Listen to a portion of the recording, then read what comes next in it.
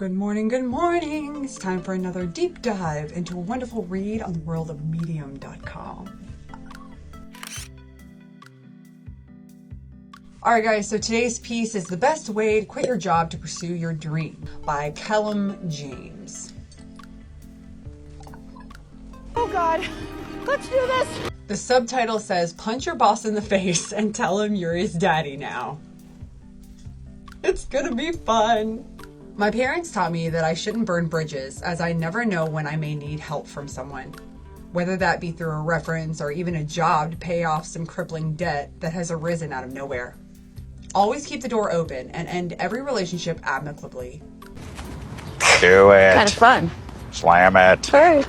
There you go. Oh! Oh my God! These were the wise words courtesy of my dear old papa. However, I choose to ignore this advice completely. I'm here to preach the exact opposite. Burn all ships and all bridges every time. No backward steps. If you don't like your job and know that this is not your true calling, it is time to do something about it for good. And I'm not talking about staying professional and leaving on good terms. Never leave the door open. Slam the door well and tightly shut. I've done this. I've done this before at a job. I worked at a fast food establishment and they had me working shifts and I was working 40 to 40 plus hours a week. I ended up getting pregnant with my now 9-year-old son and they lowered my hours to nothing, and on New Year's scheduled me for 4 hours the entire week, specifically between 10 and 2 a.m. on New Year's Eve. So I brought in my keys and I quit. It was nice. Then I wrote a wonderful little review about how terrible they ran their business and that people shouldn't eat there. And I still don't eat there today. Moving on. So today around 10 a.m., I decided I had enough of my job. I was working from home and got a passive-aggressive email from my manager for some of the work I have been producing as of late. And that was all it took. On a whim, I thought, to heck with this, I quit. Yay! Yay for you! Yay for you!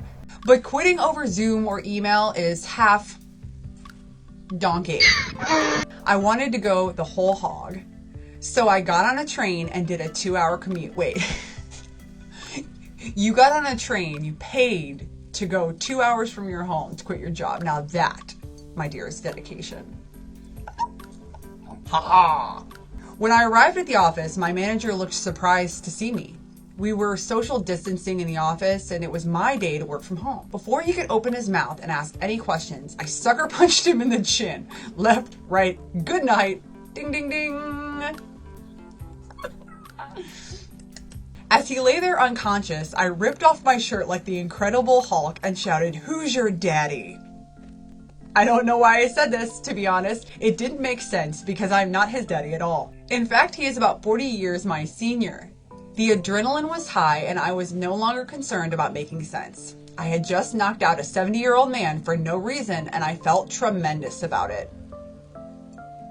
Speaking of feeling tremendous, I should probably stop for just like 5 seconds because some of you are probably going insane trying to find out what this shirt says. My chair is squeaking. It's fine. Today's goal: keep the tiny humans alive. It's a whole parenting thing. Subscribe.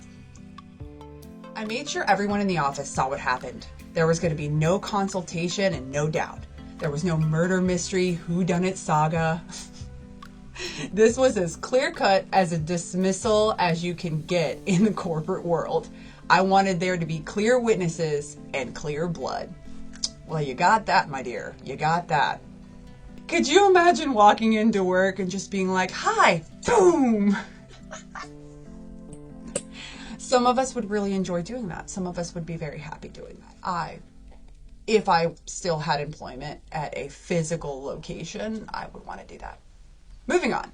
This meant there was well and truly no turning back. Not just at this company. How would I get a boring office job ever again?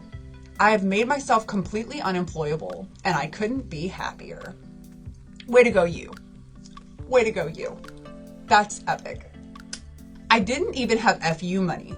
Okay, so I'm gonna put a link down below so you can find out what FU money is. Basically where you have like a stockpile of funds, like savings and things like that, where you can go FU to any company that you're working at, and you could live for a little while until you get another job. Basically, that's what FU money is.